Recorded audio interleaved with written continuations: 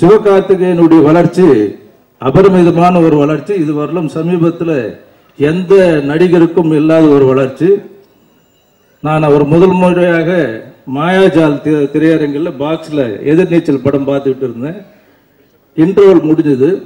Interval முடிஞ்சு உடனே ஒரு சாங்குக்கு வந்து தனுஷ் வந்து ஒரு பர்ஃபார்ம் பண்ணார். அப்போதான் சொன்னாங்க தனுஷ் தான் இந்த படத்தினுடைய ப்ரொடியூசர். அப்படி சொல்லும்போது ஒரு திறமசாலி வந்து தேர்ந்தெடுத்து படம் எடுத்தது வந்து ஒரு திறமசாலியால் தான் முடியும். அவர் தான் அனிருத்தையும் வந்து இன்ட்ரோடியூஸ் பண்ணியிருக்கார். ஆனால் அதில் எனக்கு அவருடைய ஷார்ப்னஸ், சிவகார்த்திகேயனுடைய ஷார்ப்னஸும் அந்த ஃபயர் பார்க்கும்போது தனுஷ் வந்து ஒரு பாட்டு அந்த படத்துக்கு வந்து ஹைப்புக்காக பண்ணியிருக்காரு. ஆனால் சிவகார்த்திகேயனுடைய வேகத்தை பார்க்கும்போது எதிர்காலத்தில் வந்து தனுஷனுடைய படத்துக்கே சிவகார்த்திகேயன் ஒரு பாட்டு பாடக்கூடிய அளவுக்கு வளருவார்ன்றது. ஏன்னா அந்த ஸ்பீடு.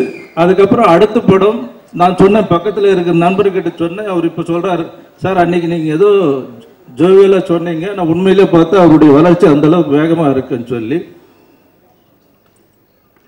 அடுத்த படம் இப்போ தொடர்ந்து நீங்க பார்த்தீங்கன்னா எனக்கு சிவா சொன்ன மாதிரி சூப்பர் ஸ்டார் ரஜினியுடைய வளர்ச்சி.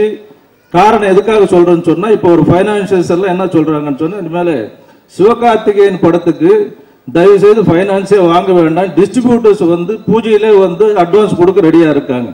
இது இப்போ எந்த நடிகருக்கும் இல்லை. உண்மையான விஷயம், எந்த நடிகருக்குமே இல்லாத ஒரு உண்மையான ஒரு விஷயம் என்னன்னு சொன்னா, சிவகார்த்திகேயன் வச்சு படம் எடுத்தால் பைனான்சியர் கிட்ட போக வேண்டிய அவசியம் இல்லை, விநியோகஸ்தர்ல இன்வெஸ்ட் பண்ண தயாரா இருக்காங்க. இப்படி யாருக்கு இருந்ததுன்னு சொன்னால் ஆரம்ப காலத்தில் ரஜினி சாருக்கு இருந்தது. ஆனால் அவர் ஒரு காலகட்டத்தில் வந்து அவருக்கு ஒரு பயம் வந்து பாஷானுடைய வெற்றிக்கு பிறகு அவருக்கு ஒரு சின்ன பயம் வந்து மார்க்கெட் வந்து நல்லா இருக்கு. ஆனால் அதே நேரத்தில் வந்து விலையினால வந்து படம் வந்து அடிப்படக்கூடாது. படம் அடிப்படுறது முக்கியம் இல்லை. இப்போ நீங்கள் சில படங்கள் பார்த்தீங்கன்னா படம் அடி கிடையாது, ஆனால் அந்த படத்தினுடைய விலை வந்து அடி.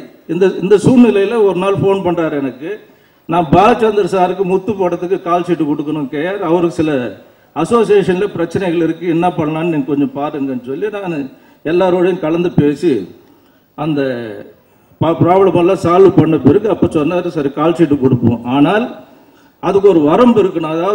அதாவது அவரையும் காப்பாற்றணும், என்னுடைய மார்க்கெட்டையும் நான் காப்பாற்றி கொள்ளணும். இப்போ அதுதான் இப்போ சிவகார்த்திகேயனுடைய நிலைமை எப்படி இருக்குன்னு சொன்னால், அவர் மார்க்கெட் வந்து இன்னைக்கு எக்ஸ்ட்ரீமா போயிடுச்சு. அடுத்த படம் என்ன பிசினஸ்னே தெரியாது.